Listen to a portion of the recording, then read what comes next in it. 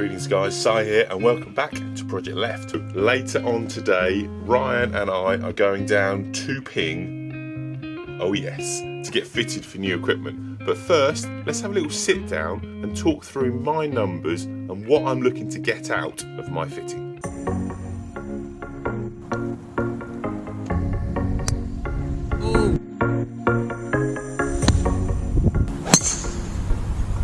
The most important thing for me to get out of this fitting is an idea as to whether new clubs are going to be better for me than what I've currently got. So in order to do that, I've been on GC2, I've had a little look at some specific clubs, and then I'm going to compare that when I go to Ping to see if I notice any improvement and any thoughts of what I'm going to be doing going forwards. Essentially, there are 4 clubs that are important to me in the custom fitting process. That's going to be the 7-iron that they fit me with at Ping for my iron set. Also then the top end of my bag, so driver and then hybrid, essentially where they all sit. And then at the bottom end, the pitching wedge. Obviously the pitching wedge really is for spin numbers and of course launch numbers, but the 7-iron and obviously the hybrid is knowing where the gapping is going to fit within the set. First of all, it's quite difficult for me to test 7-iron as I don't currently own one in my set. So the best thing to do for me is to test the 6-iron, see how far that carries, and then work that in with the 7-iron that I test and we're going to trial at Ping. So hits 5 shots on here and I'm averaging a 168 carry with the 6-iron. Obviously that's measured on GC2. I know that TrackMan will measure slightly differently. I'm going to make sure that when we go down to Ping that we have TrackMan on normalised, so it's as close as GC2 as possible. But obviously whenever you change launch monitors, you need to know that there will be different parameters, certainly different distances.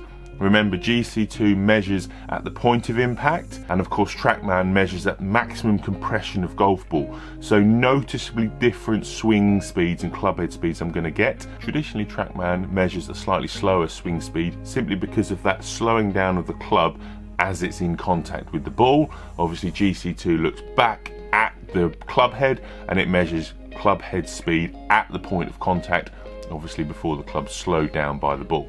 Anyway, back to the numbers.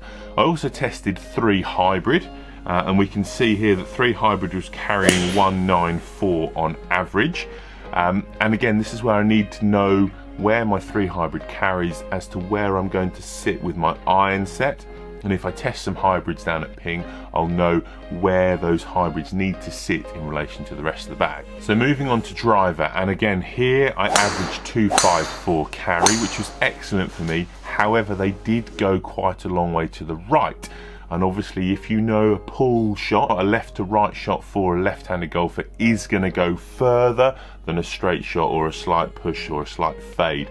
So therefore I've got to temper that with my kind of knowledge, and I know that really my average carry is about 240, 245 in a straight line. So any new equipment is going to need to better that in order for me to make a purchase. I then hit wedges, and obviously I need to measure the full speed spin for wedges and then also how much spin drops off as I take speed away. And I'm averaging around about 9,000 revolutions of spin on a full shot, and on a half shot is getting down to about 5 and 5,500. So this is really where a key important number for me when I test the wedges.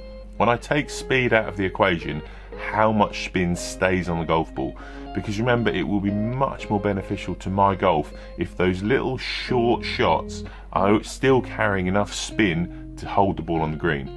One of the things I've noticed in my play is that my sand wedge and my pitching wedge, obviously being from that Ignite set of irons, very chunky, very cavity backed, when I take speed out of the equation they don't spin and grip, even though I feel like I strike them well and I'm struggling to manage that rollout. If I can have new wedges that spin more once speed is taken away, then I think that's definitely going to improve my game. So guys, I hope that helped give you an understanding of what I'm looking to do when I get down to Ping. Ryan will be here in a second to pick me up. That video will be next week, so hope you enjoyed this little catch up as to what I'm looking for in my Ping fitting. I cannot wait, I'm so excited to try out all their new equipment, and I'll check in with you guys next week to see how I get on.